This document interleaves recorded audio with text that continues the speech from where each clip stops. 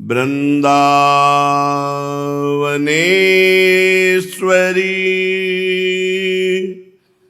तवैव पदारविन्दम्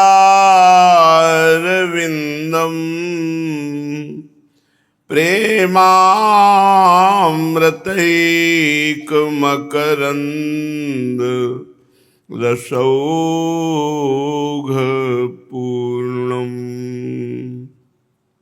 हृद्यर्पितं मधुपते स्मरतापमोग्रम्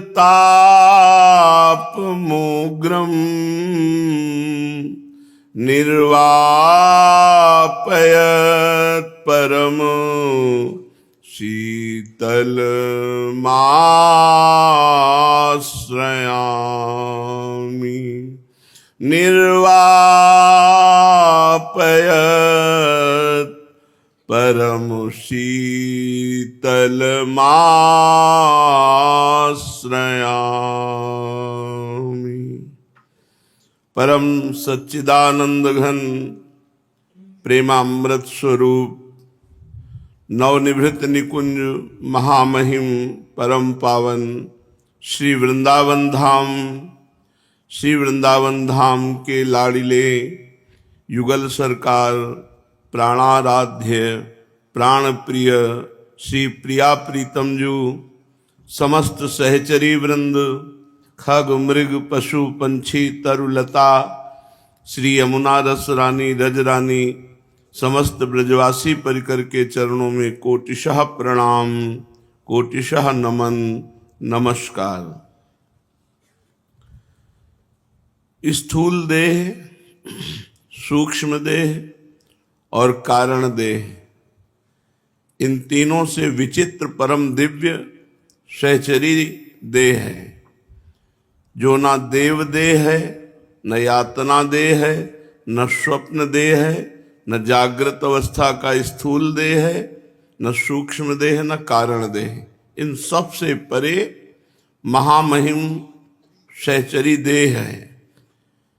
जब हम खूब शरणागत मंत्र जपते हैं तो हमारा मन, हमारा तन, हमारी वाणी और स्वयं अहम ये पवित्र होने लगता है।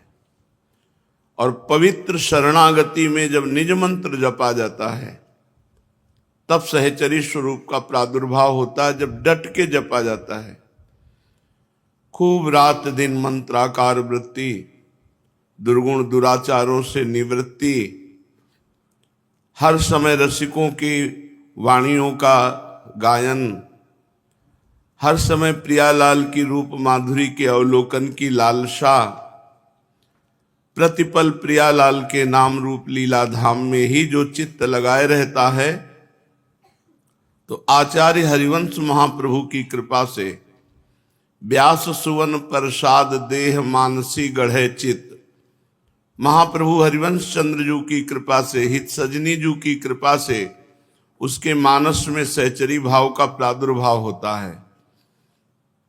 वह सहचरी देह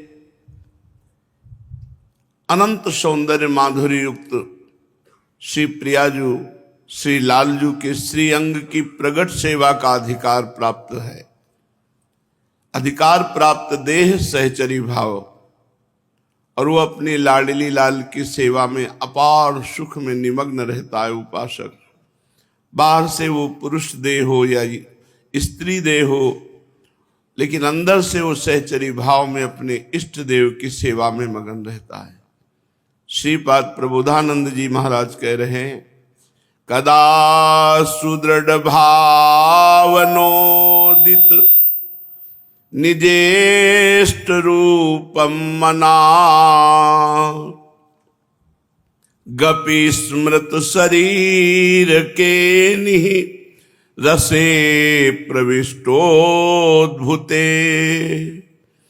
क्षणम किम मुहूर्तकम किमथ याममेवास्थितो, बहिर्दृगपि मुग्धवत् व्यवहारामि श्री वृंदावने, कदा सुदृढ़ भावनोदित निजेष्ट रूपम मना।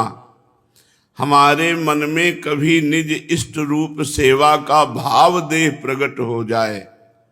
सहचरी स्वरूप, दासी स्वरूप, प्रिया दासी स्वरूप, सुदृढ़ भावना से ही ये उदित होता है। उठते बैठते चलते फिरते खाते पीते सोते जगते जैसे हम पुरुष भाव में रहते हैं,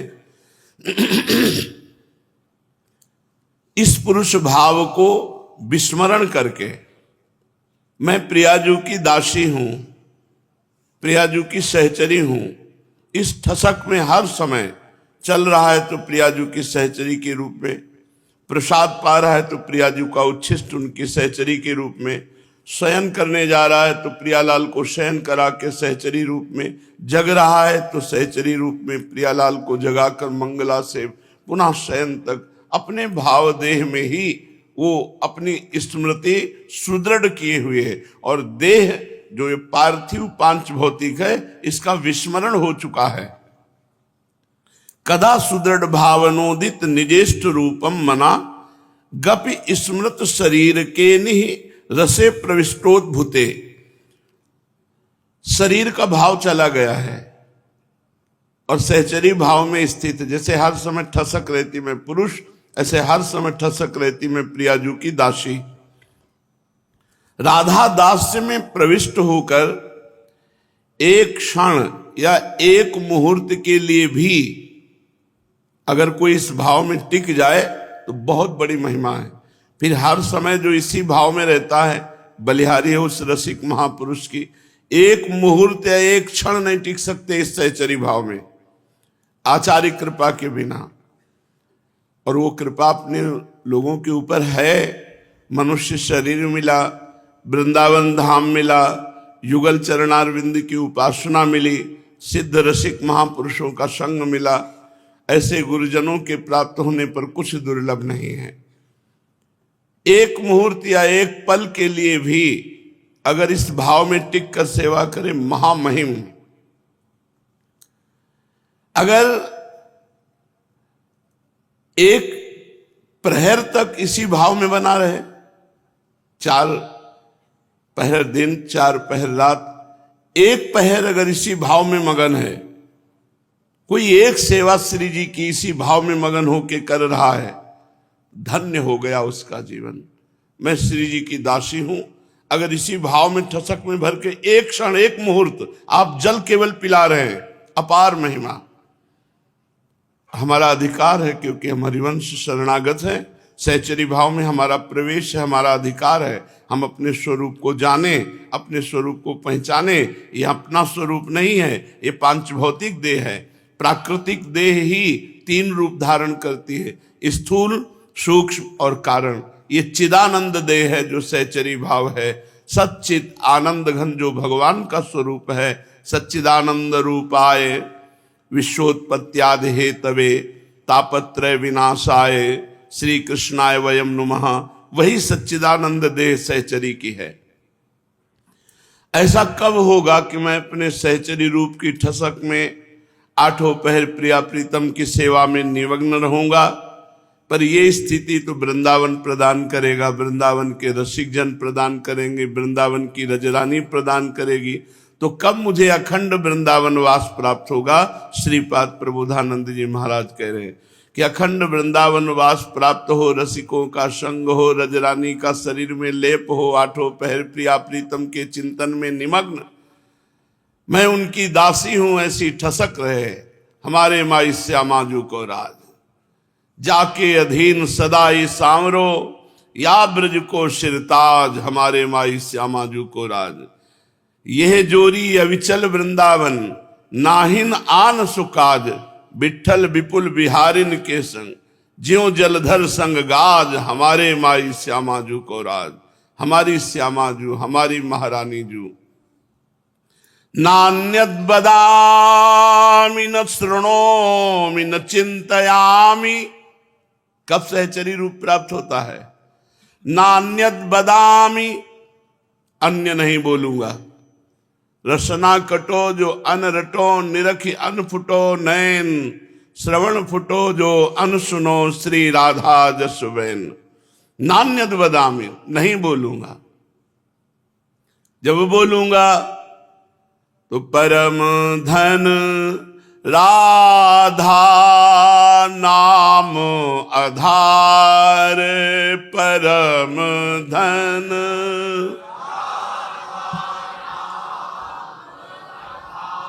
राधा नाम आधार,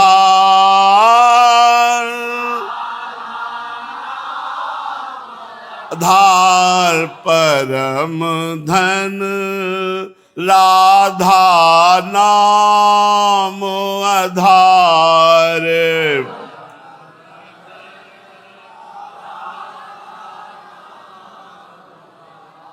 जाको श्याम मुरली में तेरत,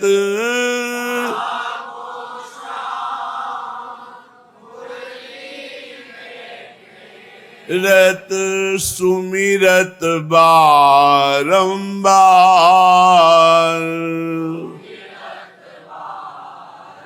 बार परम धन राधा नाम आधार, परम धन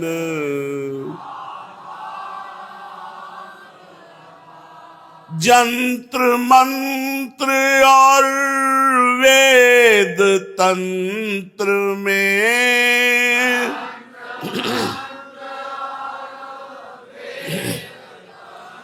में सब तार को तार,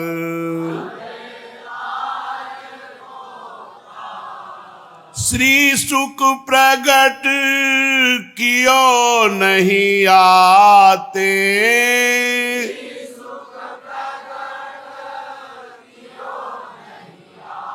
ते जानी सार को सार,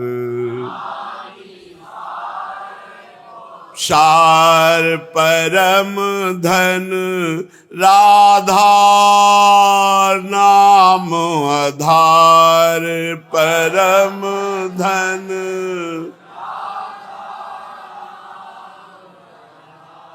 राधा नाम आधार, परम धन और परम धन राधा नाम आधार।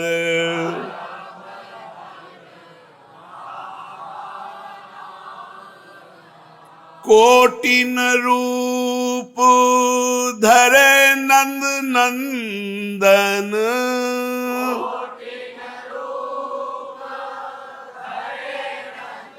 नंदन तौ न पावे पार, व्यास दास अब प्रगट बखानत,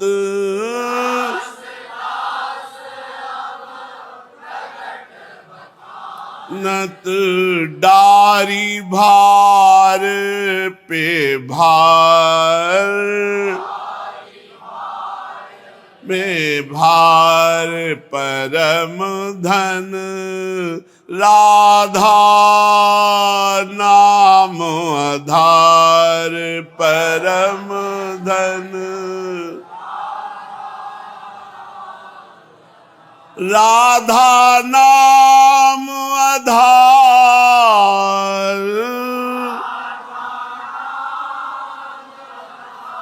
परम धन राधा नाम आधार।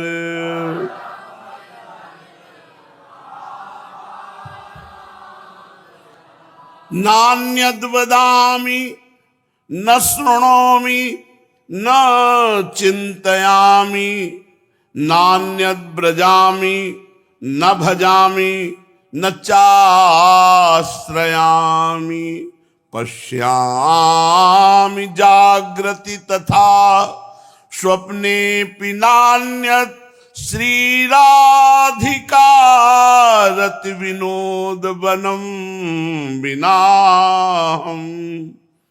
मैं अपनी वाणी से अपने इष्ट देव श्री युगल सरकार श्यामा श्याम, उनके निज महामहिम श्री वृंदावन धाम, उनके प्रेम में डूबे हुए रसिक महापुरुषों की जीवन चरित्र, उनकी वाणी के सिवा नहीं बोलूंगा। अन्य वार्ता, प्रपंच वार्ता, ग्राम्य कथा, लोक कथा, विषय कथा, इनकी चर्चा वाणी से नहीं करूंगा। न श्रृणोमि, न सुनूंगा, न चिंतयामि, न चिंतन करूंगा। नान्यत ब्रजामि, वृंदावन छोड़कर कभी कहीं नहीं जाऊंगा। आप सच्ची मानिए, विश्व के जितने भी तीर्थ हैं, भगवद स्थल हैं, महामहिम भगवान की पुरियां हैं, कोई ऐसा जगह नहीं बचा जहां का प्रसाद यहां वृंदावन स्वयं श्री जी के समीप ना आ गया हो। 1 कुंतल त्रिवेणी का तो जलाई गया होगा 100 किलो।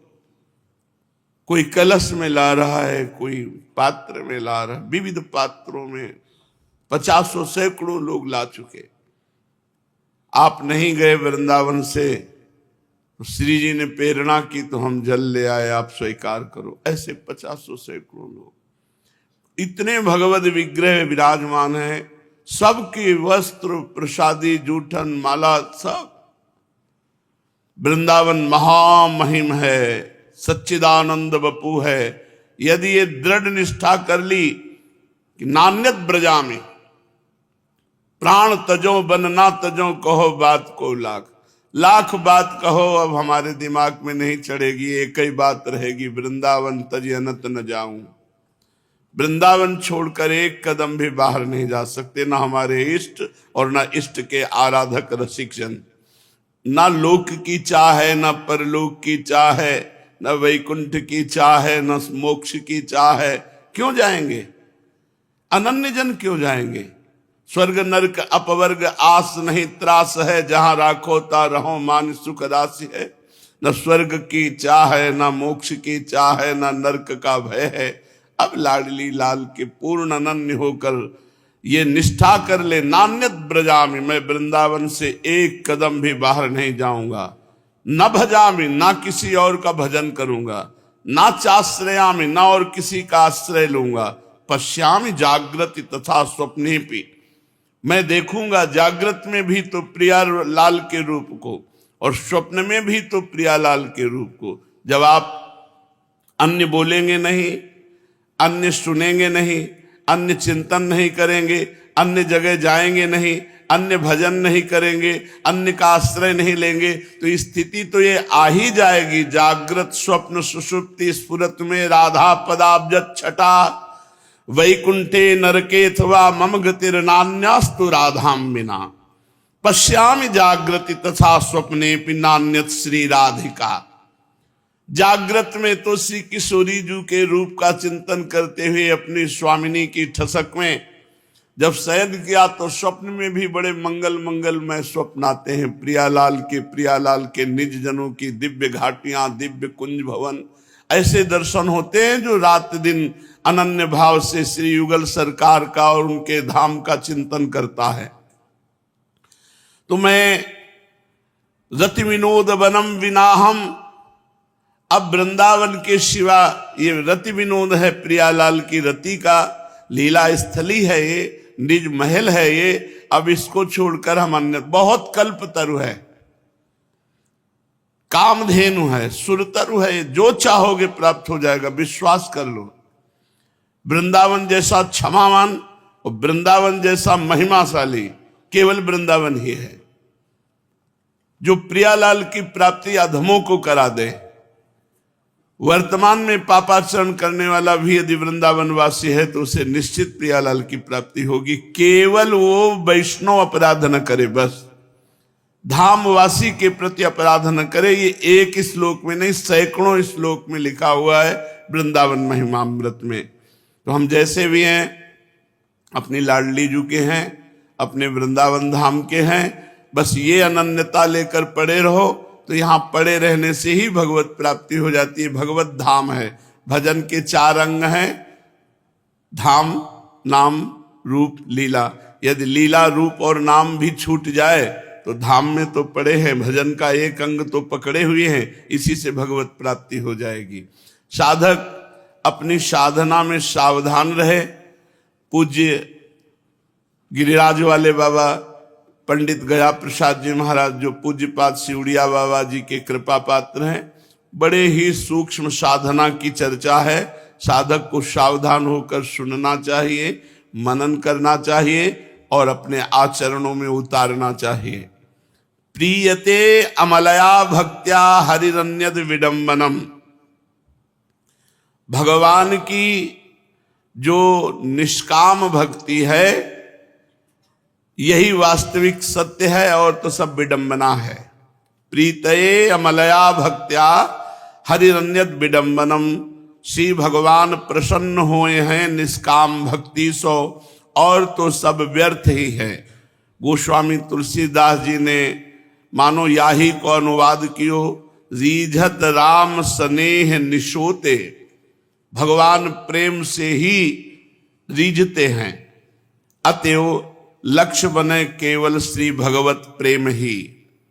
है तो अति दुर्लभ वस्तु, तथापि श्री जीवन धन के अनुग्रह सो यदि कोई सच्चो प्रेमी संत मिल जाए और वामे पूरी श्रद्धा करे, वाको ध्यान करे, तो निश्चित प्रेम प्रकट हो जाए। जगते रहु 36 वह राम चरण 6-3। जग से 36 रहो और भगवान की तरफ 63 रहो। भगवान से सम्मुख रहो और जगत से विमुख रहो। और संसारी आदमी भगवान से विमुख है और जगत के सम्मुख है, तो जगत दुखालयम शाश्वतम, नाशवान दुख में। जगते रहु 36 वह राम चरण 6-3। जो उत्साह, लालसा आज है भजन में, यह बढ़नी चाहिए, कम नहीं होनी चाहिए, शिथिल न पड़े। जैसे जैसे आयु बढ़े वैसे वैसे भजन और श्रद्धा बढ़ती जाए। प्रत्येक कार्य का परिणाम देखना चाहिए। यदि परिणाम हरि गुरु की प्रीति है तो तुम्हारा कार्य ठीक है। यदि हरि गुरु से विमुखता है तो चाहे जितना बड़ा मंगलमय कार्य किया हो, अधर्म हो गया। सेवक जी महाराज कह रहे हैं, गुरु सेवा तज करे जे बानी, यह है अधर्म यह है सब हानि, कानी न रसकन में रहे। बहुत बना के धर्म करो, यदि गुरु विमुख हो गए तो सब व्यर्थ हो गया। पैसा पापी साधु को परस लगावे पाप, विमुख करे गुरु इष्ट ते। गुरु इष्ट ते ही उपजावे संताप। बात ही नहीं समझनी, मनमानी आचरण करना है, बात ही नहीं समझनी। हर क्रिया का परिणाम देखा जाए। अगर परिणाम हरि गुरु चरणों में प्रीति बढ़ रही है तो क्रिया घटी भी हो तो बहुत अच्छी है, और क्रिया बढ़ के हो और गुरु इष्ट के अनुराग में बाधा पड़ रही हो तो उसको उसी क्षण छोड़ देना चाहिए। या पथ में अति आवश्यक ये 11 बातें हैं। गुरु चरणन में श्रद्धा, निराभिमानिता, नम्रता, उदारता, क्षमा, प्रपंच राहित्य, सरलता, विकारन को अभाव, स्वभाव में संशोधन, सतत सावधानता और महापुरुषों की कृपा की चाह। ये 11 बातें साधक को अत्यंत आवश्यक है। गुरु चरणन में श्रद्धा, निराभिमानता, नम्रता, उदारता, क्षमा, प्रपंच राहित्य, सरलता, विकारन का अभाव, स्वभाव संशोधन, सतत सावधानता और महापुरुषों की कृपा की चाह। ये 11 बातें साधक में अवश्य होनी चाहिए। यह 11 बातें साधक को भ्रष्ट कर दे हैं। तर्क, वाद विवाद, रुक्ष स्वभाव, सूखा स्वभाव, प्रपंच में रति, संसारिक बातें, गंदी बातें करने वाले के लोगों के बीच में बैठने का स्वभाव, स्त्री आसक्ति, हर स्त्री को काम भाव से देखना, स्त्रियों के प्रति मन ललचाना और आसक्ति, ये पतन का मार्ग। पतन का मार्ग तर्क, वाद विवाद, रुक्षता, सूखा स्वभाव, प्रपंच में रति, ये सब प्रपंच करने वाले लोगों से मित्रता, और स्त्री में आसक्ति और छोटे बालकों में आसक्ति। महापुरुषों ने, शास्त्र ने आज्ञा की, जैसे स्त्री संसर्ग से भ्रष्ट होने के चांस हैं, ऐसे नवीन बालकों के भी संसर्ग से भ्रष्ट होने के चांस है, इसलिए दूरी बना के रखे। दूर से नमस्कार करो, हाथ पकड़ के गले लगाना या ऐसे बिल्कुल नहीं। रुपये का संग्रह करने का स्वभाव, रुपये में बहुत बड़ा सबसे पहला दोष है संग्रह। वो और अधिक हो जाए, इतने लाख हो गए, इतने करोड़ हो गए, वो संख्या में चित्त वृत्ति चिंतन में चली जाती है। वैभव का भोग, प्रारब्ध के अनुसार वैभव आएगा, लेकिन तुम्हें भोगना नहीं। भोगी स्वभाव, जिस इंद्री का भोग मिला उसी के स्वाद में फंस गया। भगवत भजन में कायरता, हमारे पास समय नहीं है, हम तो इतने कार्य में फंसे हुए हैं, घंटों प्रपंच करेंगे, लेकिन भजन के लिए समय नहीं है। हम एकदम ठीक समय निकालते हैं, भजन के लिए आपके पास काफी समय है। कल भी चर्चा की थी, 24 घंटे होते हैं, 12 घंटे हम आपके काम के रख लेते हैं। खूब काम करो, 12 घंटे कोई नहीं करता। जो 12 घंटे करते हैं वो भी 12 घंटे नहीं करते। बराबर काम में थोड़ी रहते हैं कि आप एक बार भी राधा नहीं सुमिर सकते, आपको 1 मिनट का टाइम नहीं है। 12 घंटे में बराबर 12 घंटे काम नहीं होता, फिर भी हम छोड़ दिए 12 घंटे आपके। 6 घंटे आराम से टांग पसार के खूब सो। 6 घंटे बहुत होते, 6 घंटे। 6 घंटे सो कितने हुए? 18 घंटे हो गए। 2 घंटे भोजन के ले लो, कितने हुए? 20 घंटे हो गए। 1 घंटे मनोरंजन के लिए ले लो, छोड़ा मनोरंजन के लिए। 1 घंटे मनोरंजन के लिए, सात्विक मनोरंजन के लिए छोड़ा। अब कितने बचे? 3 घंटे। अब 3 घंटे भजन कर लो, देखो तुम कितने बड़े महापुरुष बन जाओगे। 3 घंटे 24 घंटे में जो भजन करता है और गृहस्थी के अपने कार्य करके भगवान को समर्पित कर देता है, वो गृहस्थ भी संत है। कहते हैं हमारे पास भजन के लिए टाइम नहीं है। प्रायः 8 घंटे की नौकरी होती है। कोई किसानी भी करता है तो बराबर फावड़ा 8 घंटे थोड़ी चलाता है। ये सब प्रमादी लोग हैं जो कहते हैं हमारे पास भजन के लिए समय। हमने मनोरंजन के लिए भी समय छोड़ा, 1 घंटा, 2 घंटा भोजन के लिए छोड़ा, 6 घंटे शयन के लिए छोड़े, 12 घंटे तुम्हारे काम के लिए छोड़े। अब भजन के लिए टाइम नहीं, कहे भजन के लिए टाइम नहीं। दिन भर प्रपंच करते घूमेंगे, भजन के लिए टाइम नहीं। तो ये कायरता है।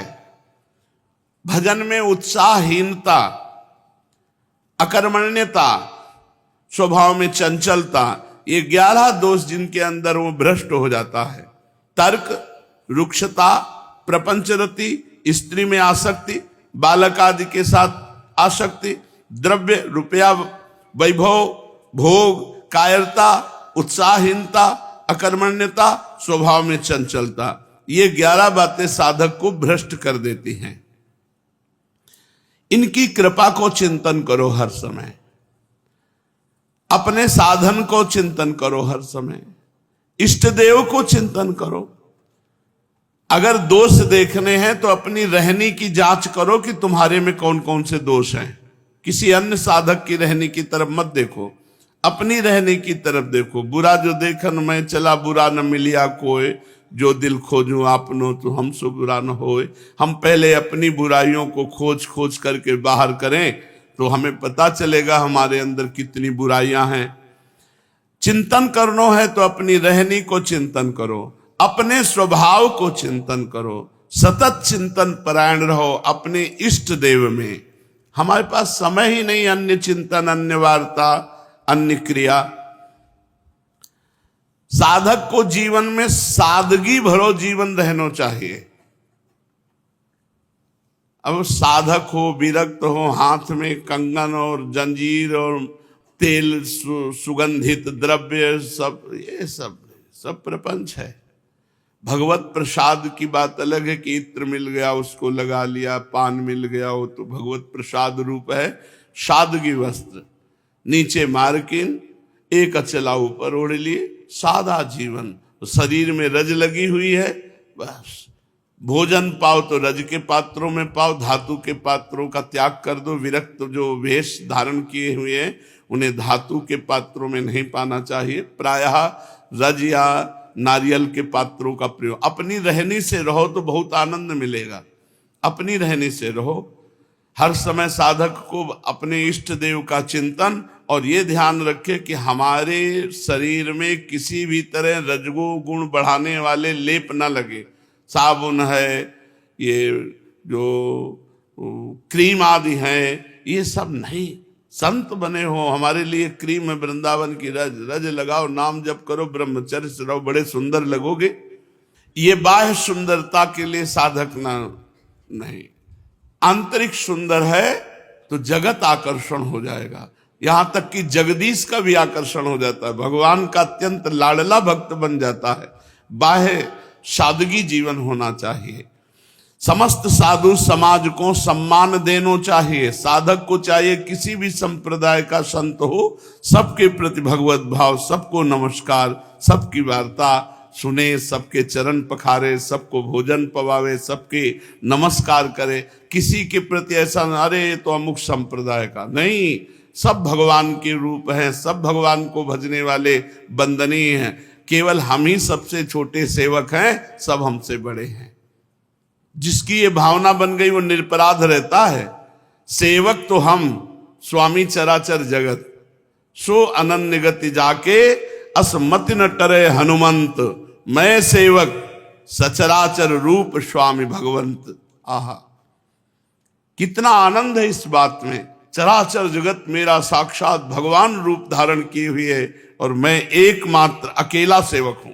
मैं सेवक हूं, सब मेरे स्वामी है, कहीं अपराध की कोई गुंजाइश नहीं। और यही अनन्य भक्त का स्वरूप है। उसकी मति कभी इस बात से नहीं टलती, सब रूपों में मेरा स्वामी है। साधक को चाहिए कि व्यर्थ बात न करे, पर चर्चा न करे, पर निंदा न करे, स्त्री चर्चा न करे। बैठकर किसी स्त्री के रूप गुण ये सब चर्चा न करे, वाद विवाद न करे, कम बोले, भगवत चर्चा ही करे। अध्यात्म पथ में परम कर्तव्य है श्रद्धावान बननो, कोटिन जन्मन के सुकृतन को फल है सात्विकी श्रद्धा की उपज। यदि उत्थान चाहे तो पूर्ण प्रण सो श्रद्धा को अपनावे, बचावे और बढ़ावे। श्रद्धा नष्ट ना हो जाए, श्रद्धा बचे और बढ़े। सात्विक श्रद्धा ही साधन तथा साध्य को मूल है। श्री प्राणनाथ की अपार देन है सात्विक श्रद्धा। श्रद्धालु को पतन ना ही होए है, श्रद्धालु को जीवन एक आदर्श जीवन होए है। सात्विकी श्रद्धा में स्वार्थ की गंध हो नहीं रहा है। पूरी तत्परता सो श्री सदगुरुदेव की आज्ञा को पालन करनो, याही को श्रद्धा कहते हैं। श्री सदगुरु आज्ञा में ही अपनो परम सौभाग्य माननो, अपने जीवन की सफलता मान लेनो, याही सात्विक श्रद्धा है। श्रद्धालु जनन को संपर्क राखो, श्रद्धालु जनन में श्रद्धा करनो, श्रद्धालु जनन को अपने सो बहुत अधिक माननो, श्रद्धालु जनन में भाव रखनो, श्रद्धालु जनन के अनुयायी बननो और श्रद्धालु जनन को अपनो पथ प्रदर्शक माननो। श्रद्धा में भयंकर विघ्न है अपनी बुद्धि सो काम ले लेने। श्रद्धा में भयंकर विघ्न है अपनी बुद्धि लगानो, अपनी बुद्धि से काम ले लेनो।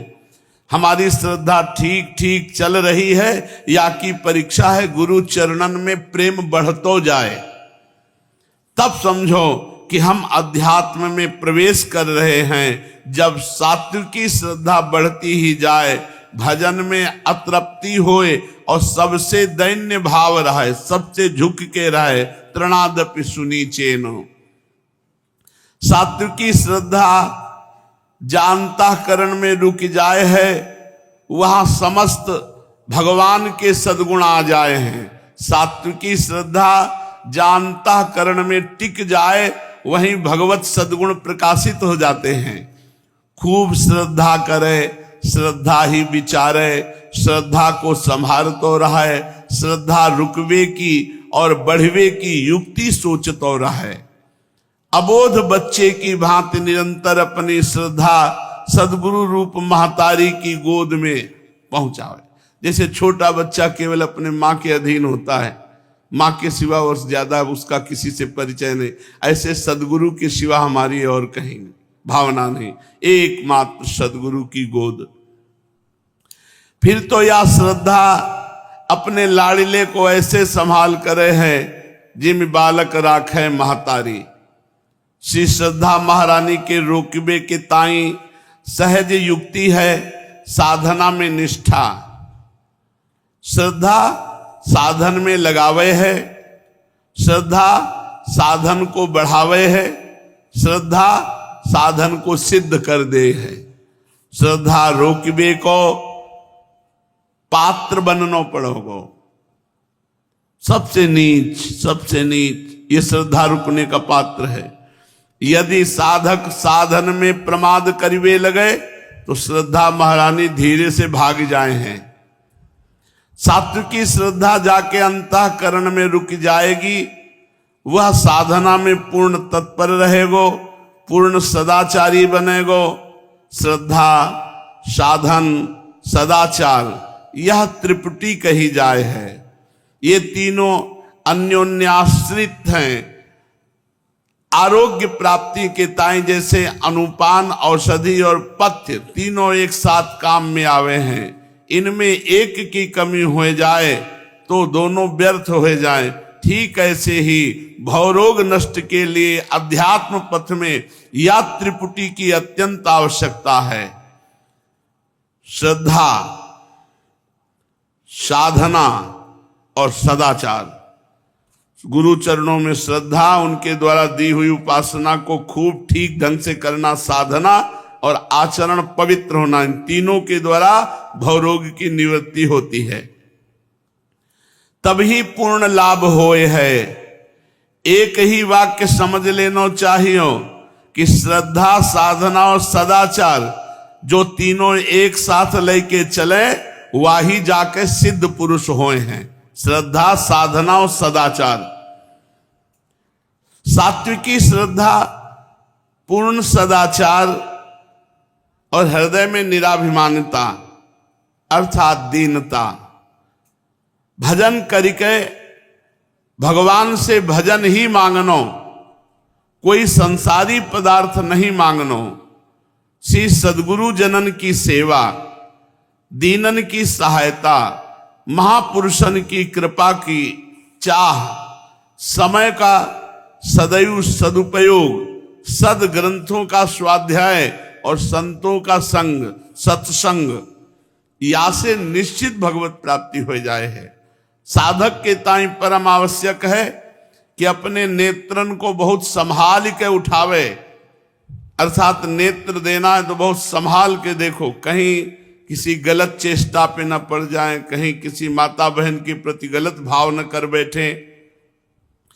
दृष्टि संयम, कम बोलनो वाणी संयम, आवश्यक ही सुननो श्रवणेन्द्रिय को संयम, सात्विक मित आहार प्राणन को संयम। आहार सात्विक मित अर्थात थोड़ा, बहुत आनंद रहता है थोड़ा आहार में। ज्यादा आहार कर लो आंतों में बोझा बना रहता है, भजन की रुचि नहीं रहती। बहुत थोड़ा आहार, फिर उससे दुगना जल, मानो 400 ग्राम अन्न तो 800 ग्राम जल, तो आपका पेट साफ रहेगा, अन्न की गर्मी शांत रहेगी। अब जगह नहीं रह गई है अन्न से, तो पानी कहाँ से? अगर पानी पीने की इच्छा भी करें तो वो पूरा ठसाठस भरा है। अब बोले कब्ज हो गई, अब कब्ज ना हो, दबा दबा के आंतों में ठास ठास के अन्न भर लोगे तो कब्ज नहीं होगी। उचित भोजन करो और उचित जल।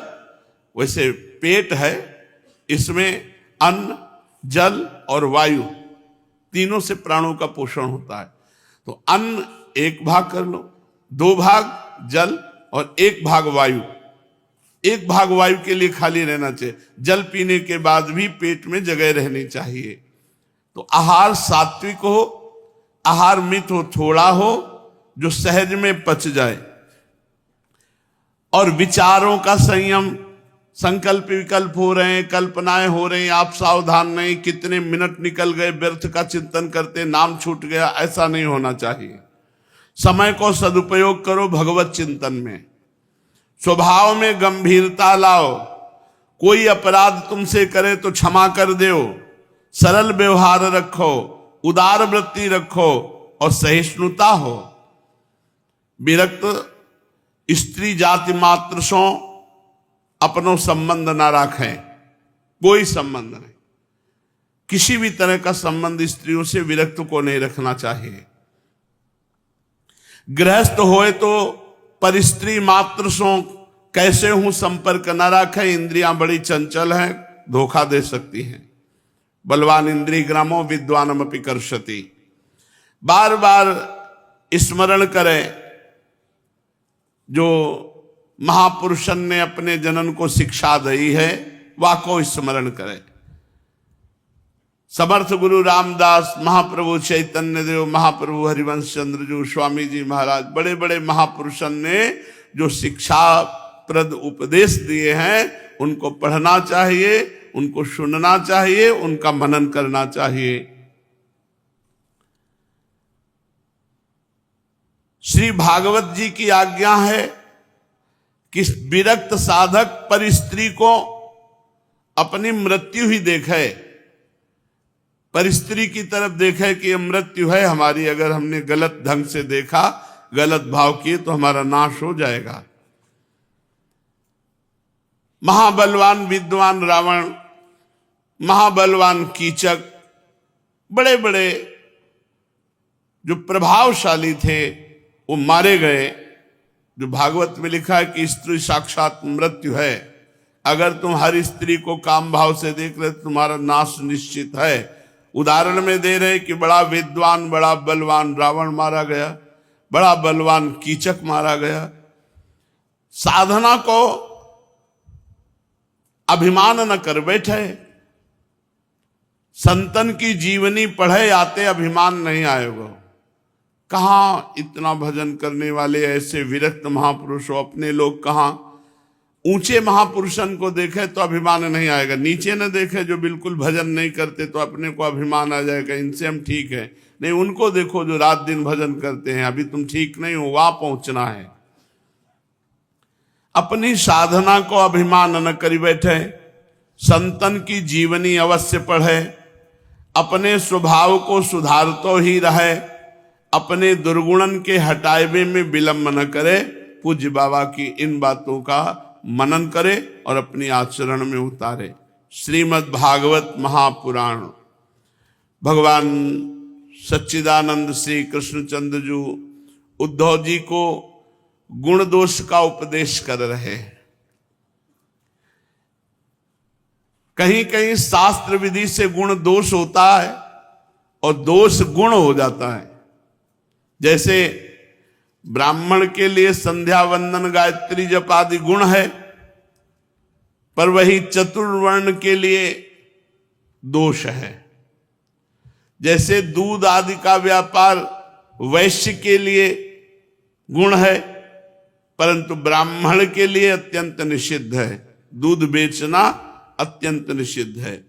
एक ही वस्तु के विषय में किसी के लिए गुण और किसी के लिए दोष का विधान किया गया है।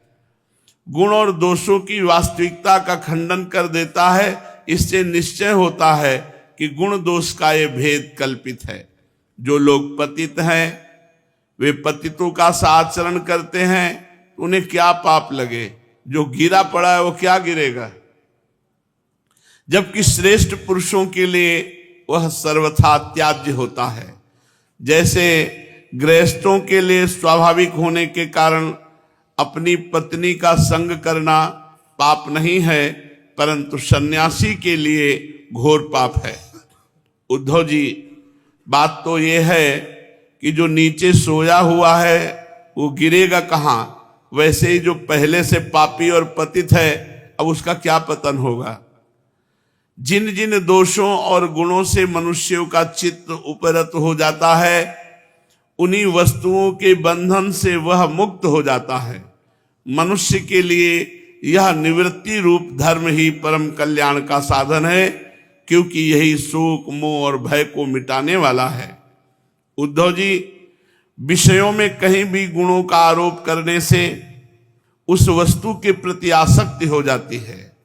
आसक्ति होने से उसे अपने पास रखने की कामना हो जाती है और इस कामना की पूर्ति में किसी प्रकार बाधा पड़ने पर लोगों में परस्पर कलह होने लगता है। कलह से असह्य क्रोध की उत्पत्ति होती है और क्रोध के समय अपने हित अहित का बोध नहीं रहता, अज्ञान छा जाता है। इस अज्ञान से शीघ्र ही मनुष्य की कार्य अकार्य का निर्णय करने वाली व्यापक चेतना शक्ति लुप्त हो जाती है। हे साधो, चेतना शक्ति अर्थात स्मृति के लुप्त हो जाने पर मनुष्य में मनुष्यता नहीं रह जाती, पशुता आ जाती है और वह शून्य के समान अस्तित्वहीन हो जाता है। अब उसकी अवस्था वैसी ही हो जाती है जैसे कोई मूर्छित या मुर्दा हो। ऐसी स्थिति में ना तो उसका स्वार्थ बनता है और न परमार्थ। इसलिए क्रोध को रोकना चाहिए। जहां कलह हुआ, क्रोध हुआ, लड़ाई झगड़ा हुआ, स्मृति नष्ट हुई, बुद्धि भ्रष्ट हुई, पशुता आई, ऐसे ऐसे आचरण हो जाते हैं, जेल भरी है इसी से। इसलिए स्वार्थ या परमार्थ की पूर्ति के लिए क्रोध को सहना चाहिए, क्रोध करना नहीं चाहिए। सहन करने से नष्ट हो जाता है। विषयों का चिंतन करते करते मन विषय रूप हो जाता है। जीवन वृक्ष के समान जड़ हो जाता है। उसके शरीर में उसी प्रकार व्यर्थ श्वास चलती रहती जैसे लोहार की धोकनी की दशा। लोहार की धोकनी में हवा आती जाती रहती है व्यर्थ। ऐसे यहां श्वास आ जा रही, यदि नाम नहीं चल रहा, भजन नहीं हो रहा, भगवान का चिंतन नहीं हो रहा, विषय चिंतन करते करते मन विषय रूप हो जाता है। उसे ना अपना ज्ञान रहता है न दूसरों का ज्ञान रहता है, सर्वथा आत्मवंचित हो जाता है।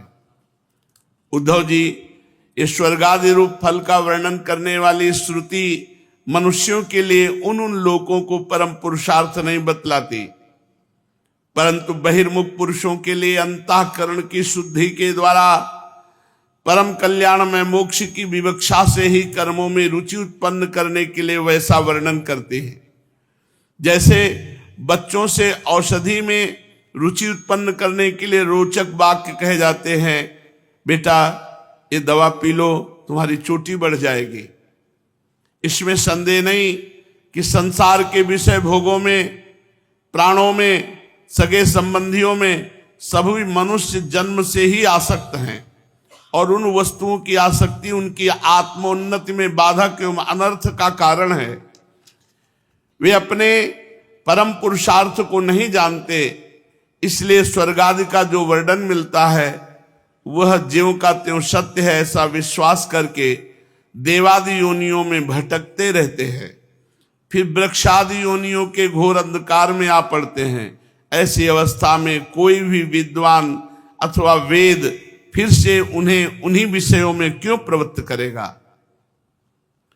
दुर्बुद्धि लोग वेदों का यह अभिप्राय ना समझकर कर्मासक्तिवश पुष्पों के समान स्वर्ग आदि लोकों का वर्णन देखते हैं और उन्हीं को परम फल मानकर भटक जाते हैं, परंतु वेद वेदता लोग श्रुतियों का ऐसा तात्पर्य नहीं बतलाते।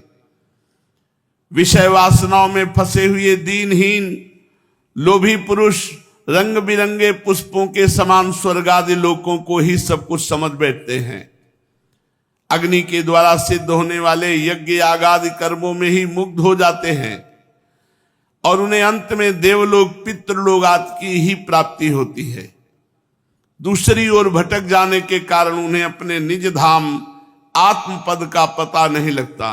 प्यारे उद्धव, उनके पास साधना है तो केवल कर्म की और उसका कोई फल है तो इंद्रियों की तृप्ति स्वर्ग आदि। उनकी आंखें धुंधली हो गई हैं, इसी से वे यह बात नहीं जानते कि जिससे इस जगत की उत्पत्ति हुई है जो स्वयं इस जगत के रूप में है वह परमात्मा मैं उनके हृदय में ही हूं। यदि हिंसा और उसके फल मांस भक्षण में राग ही हो, उसका त्याग न किया जा सकता हो तो यज्ञ ही करे। ये परिसंख्या विधि है, स्वाभाविक प्रवृत्ति का संकोच है, संध्या वंदन आदि के समान अपूर्व विधि नहीं है। इसी प्रकार मेरे परोक्ष अभिप्राय को न जानकर विषय लोलुप पुरुष हिंसा का खिलवाड़ करते हैं और दुष्टतावश अपनी इंद्रियों को तृप्ति करने के लिए वध किए हुए पशुओं के मांस से यज्ञ करके देवता पितर तथा भूतपतियों का यजन का ढोंग करते हैं।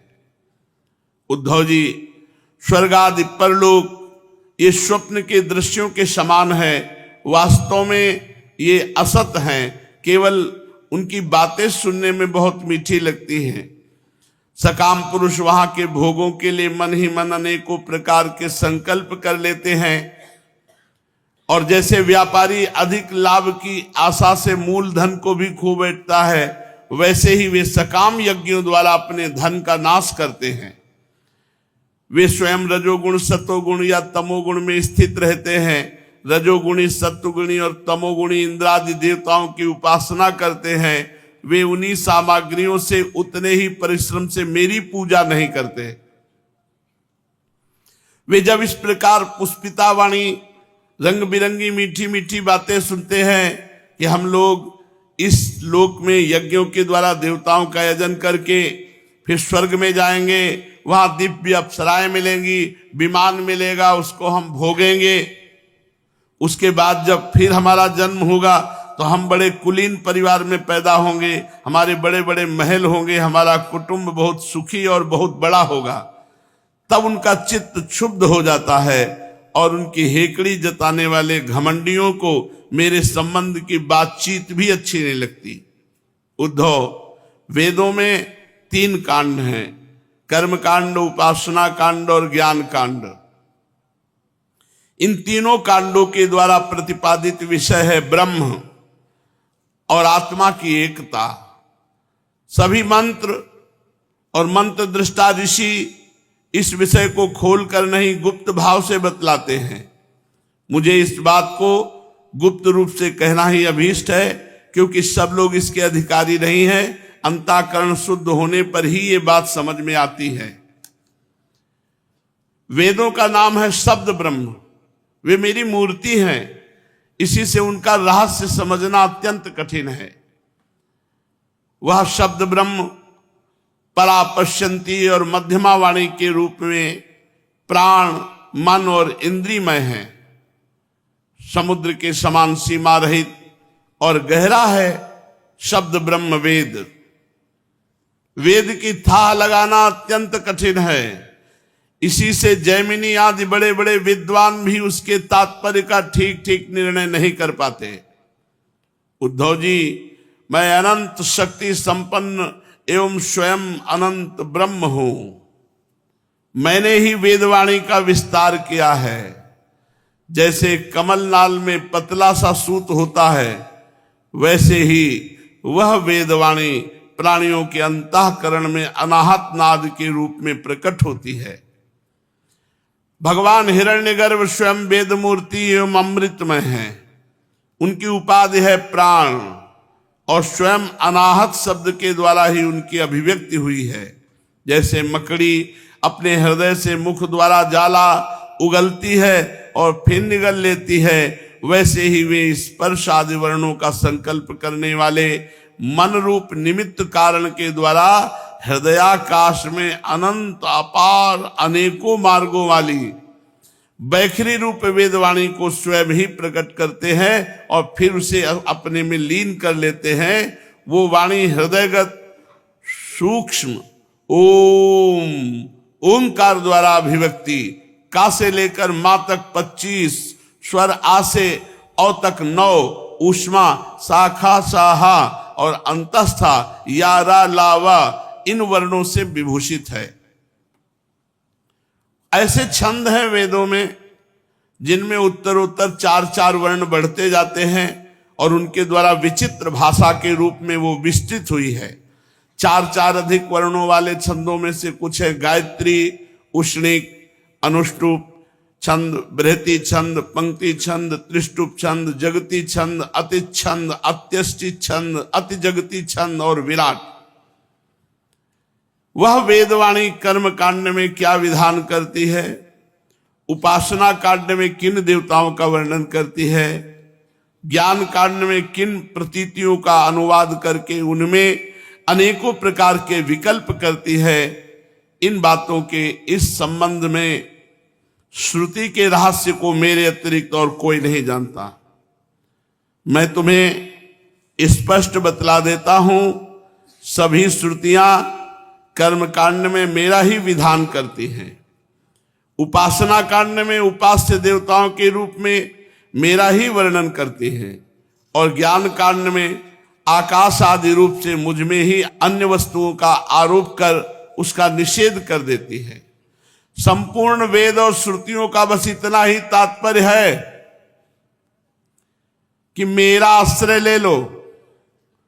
मुझ में भेद का आरोप करती है और माया मात्र कहकर उसका अनुवाद करती है, अंत में सबका निषेध करके मुझ में ही शांत हो जाती है और केवल अधिष्ठान रूप से मैं ही शेष रह जाता हूं। इसलिए मेरा आश्रय ले लो, मेरा भजन करो, सब वेद शास्त्रों का सार है। उद्धव जी ने कहा, प्रभु आप तो विश्वेश्वर हैं, मैं आपसे जानना चाहता हूं कि ऋषियों ने तत्वों की संख्या कितनी बतलाई है। आपने तो अभी 19वें अध्याय में 9, 11, 5 और 3 28 तत्व गिनाए हैं, ये तो हम सुन चुके हैं। किंतु कुछ लोग 26 तत्व कहते हैं, कुछ लोग 25 तत्व कहते हैं, कोई लोग 7 तत्व मानते हैं, कोई 9, कोई 6 स्वीकार करते हैं, कोई 4 बताते हैं, तो कोई 11। इसी प्रकार किन्हीं किन्हीं ऋषि मुनियों के मत में तत्वों की संख्या 17 है, कोई 16 बताते हैं, कोई 13 बतलाते हैं। हे सनातन श्री कृष्ण, ऋषि मुनि इतनी भिन्न भिन्न संख्याएं किस अभिप्राय से बतलाते हैं, आप कृपा करके हमें बतलाइए। भगवान श्री कृष्ण ने कहा, उद्धव जी वेदज्ञ ब्राह्मण इस विषय में जो कुछ कहते हैं वो सब ठीक है, क्योंकि सभी तत्व सब में अंतर्भूत है। मेरी माया को स्वीकार करके क्या कहना संभव है। जैसा तुम कहते हो वो ठीक नहीं है, जो मैं कहता हूं वही यथार्थ है। इस प्रकार जगत के कारण के संबंध में विवाद इसीलिए होता है कि मेरी शक्तियां सतोगुण, रजोगुण, तमोगुण आदि उनकी वृत्ति का रहस्य लोग समझ नहीं पाते, इसलिए वे अपनी अपनी मनोवृत्ति पर ही आग्रह कर बैठते हैं। सत्वादि गुणों के क्षोभ से ही ये विविध कल्पना रूप प्रपंच जो वस्तु नहीं है, केवल नाम है, उठ खड़ा हुआ है। यही वाद विवाद करने वालों के विवाद का विषय है। जब इंद्रियां अपने वश में हो जाती हैं तो चित्त शांत हो जाता है, तब ये प्रपंच भी निवृत्त हो जाता है। उसकी निवृत्ति के साथ ही सारे वाद विवाद भी मिट जाते हैं। हे पुरुष शिरोमणे, तत्वों का एक दूसरे में अनुप्रवेश है, इसलिए वक्ता तत्वों की जितनी संख्या बतलाना चाहता है उसके अनुसार कारण को कार्य में और कार्य को कारण में मिलाकर अपनी इच्छा से संख्या सिद्ध कर लेता है। ऐसा देखा जाता है कि एक ही तत्व में बहुत से दूसरे तत्वों का अंतर्भाव हो गया। इसका कोई बंधन नहीं कि किसका किस में अंतर्भाव हो। कभी घटपट आदि कार्य वस्तुओं का उनके कारण मिट्टी सूत आदि में, तो कभी मिट्टी सूत आदि का घटपट आदि कार्यों में अंतर्भाव हो जाता है। इसलिए वादी प्रतिवादियों में से जिसके वाणी ने जिस कार्य को जिस कारण से जिस कारण को जिस कार्य में अंतर्भूत करके तत्वों की जितनी संख्या स्वीकार की है वो हम निश्चय ही स्वीकार करते हैं, क्योंकि उनका वो उपादान युक्त संगत है। भगवान उद्धव जी को अलग अलग ब्रह्म ऋषियों ने जो तत्व संख्या बतलाई, उसका बता रहे हैं कि किसी भी तत्व को किसी भी मिलाया जा सकता है। जिन ऋषियों ने 26 संख्या स्वीकार की, वे ऐसा कहते हैं कि जीव अनादिकाल से अविद्याग्रस्त हो रहा है, वो स्वयं अपने आप को नहीं जान सकता, उसे आत्मज्ञान कराने के लिए किसी अन्य सर्वज्ञ की आवश्यकता है। इसलिए प्रकृति के कार्य कारण रूप 24 तत्व, 25वां पुरुष और 26वां ईश्वर, इस प्रकार वो 26 तत्व मानते हैं। 25 तत्व मानने वाले कहते हैं कि शरीर में जीव और ईश्वर का अणुमात्र भी अंतर या भेद नहीं है, इसलिए उनमें भेद की कल्पना व्यर्थ है। रही ज्ञान की बात, सो तो सत्वात्मिका प्रकृति का गुण है। तीनों गुणों की साम्यावस्था ही प्रकृति है, इसलिए सत्व गुण, रजोगुण, तमोगुण ये आत्मा के नहीं, ये तो प्रकृति के ही हैं। इन्हीं के द्वारा जगत की स्थिति, उत्पत्ति और प्रलय हुआ करती है, इसलिए ज्ञान आत्मा का गुण नहीं, प्रकृति का ही गुण सिद्ध होता है। इस प्रसंग में सत्वगुण ही ज्ञान है, रजोगुण ही कर्म है और तमोगुण ही अज्ञान कहा गया है। गुणों में क्षोभ होना ये ईश्वर स्वरूप काल का सूत्र अर्थात महातत्व का स्वभाव है। इसीलिए 25 तत्व कहो तो ठीक है, 26 तत्व कहो तो ठीक है, दोनों युक्ति संगत हैं। उद्धव जी, यदि तीनों गुणों को प्रकृति से अलग मान लिया जाए, जैसा कि उनकी उत्पत्ति और प्रलय को देखते हुए मानना चाहिए, तो संख्या 28 हो जाती है। 25 और सतोगुण, रजोगुण, तमोगुण 28 हो जाती है। उन तीनों के अतिरिक्त 25 जब जोड़े जाते हैं तो 28 तत्व बन जाते हैं। पुरुष, प्रकृति, महातत्व, अहंकार, आकाश, वायु, तेज, जल, पृथ्वी, ये 9 तत्व हैं जो इतने को ही मानते हैं। पुरुष जीवात्मा या परमात्मा या आत्मा, और प्रकृति और महातत्व, अहंकार, आकाश, वायु, तेज, जल, पृथ्वी, ये 9 तत्व। श्रोत्र, त्वचा, चक्षु, नासिका, रसनाएं 5 ज्ञानेंद्रियां, वाक, पाणी, पाद, पायु, उपस्थ, ये 5 कर्मेंद्रियां, तथा ज्ञानेंद्रियों के 5 विषय, शब्द, स्पर्श, रूप, रस, गंध। इस प्रकार 3, 9, 11, 5 मिलकर 28 तत्व होते हैं। 9 तत्व, पुरुष, प्रकृति, महातत्व, अहंकार, आकाश, वायु, तेज, जल और पृथ्वी, 9 तत्व। 5 ज्ञानेंद्रियां, 5 कर्मेंद्रियां, 1 मन, ये 11 तत्व, और 5 शब्द, स्पर्श, रूप, रस, गंध, ये 5। तो मिलकर के सतोगुण, रजोगुण, तमोगुण 3, 9 वो, 11 ये, 5 ये, मिलाकर 28 तत्व होते हैं। 11, 5, 16 और 16, 3, 19 और 19 और 9, 28। 28 तत्व होते हैं। कर्मेंद्रियों के द्वारा होने वाले 5 कर्म, चलना, बोलना, मल त्यागना, पेशाब करना, काम करना, इनके द्वारा तत्वों की संख्या नहीं बढ़ती। इन्हें कर्मेंद्रीय स्वरूप ही मानना चाहिए। सृष्टि के आरंभ में 11 इंद्रिय और 5 भूत और कारण महातत्वादि के रूप में प्रकृति ही रहती है। वही सतोगुण, रजोगुण, तमोगुण की सहायता से जगत की स्थिति, उत्पत्ति और संहार संबंधी अवस्थाएं धारण करती है। अव्यक्त पुरुष तो प्रकृति और उसकी अवस्थाओं का केवल साक्षी मात्र बना रहता है। महातत्वादि कारण वस्तुएं धातु विकार को प्राप्त होते हैं, पुरुष के ईक्षण से शक्ति प्राप्त करके परस्पर मिल जाते हैं और प्रकृति का आश्रय लेकर उसी के बल से ब्रह्मांड की सृष्टि करते हैं। जो लोग तत्वों की संख्या 7 मानते हैं, उनके विचार से आकाश, वायु, तेज, जल, पृथ्वी, ये 5 और 6ठा जीव और 7वां परमात्मा, ये तत्व मानते हैं। देह, इंद्रिय और प्राण आदि की उत्पत्ति तो पंचभूतों से ही हुई है, इसीलिए वे उन्हें अलग नहीं गिनते। जो लोग तत्वों की संख्या 6 स्वीकार करते हैं, तो 5 महाभूत और 6ठा परम पुरुष परमात्मा, इतना ही मानते हैं। वो परमात्मा अपने बनाए हुए पंचभूतों से युक्त होकर देह आदि की सृष्टि करता है और उनमें जीव रूप से परमात्मा ही प्रवेश करता है। इस मत के अनुसार जीव का परमात्मा में और शरीर आदि का पंचभूतों में समावेश हो जाता है। तो 6 तत्व की ही सृष्टि मानते हैं। जो लोग कारण के रूप में 4 ही तत्व स्वीकार करते हैं वे कहते हैं आत्मा से तेज, जल और पृथ्वी की उत्पत्ति है।